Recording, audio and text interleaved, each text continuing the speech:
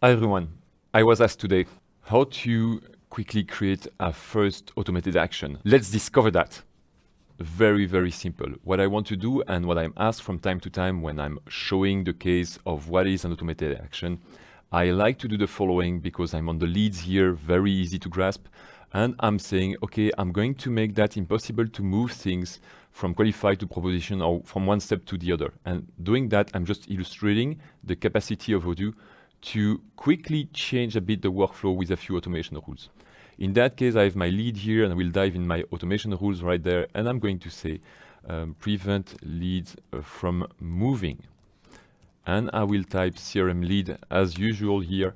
And I will say trigger on save. And I will say that if the domain is, let's imagine here the stage is in new. And if after that I want to move it in a stage that is in qualified, I can add an action and say not create a record, but execute. I can use, first of all, and I use that from time to time just to see if my action gets triggered at the right time. I'm going to use here the notion of having an error. And I can say there is a mistake over there. And of course, I can maybe use this while using maybe just before if condition, just to check that we have a few criteria completed, some field that is filled in on the form. I can make that a bit more complex, but we are going to have a look at how it looks like now. And if I move it to new, no problem. If I move it back to qualified, then there's a mistake because of course, moving from new to qualified now is an error.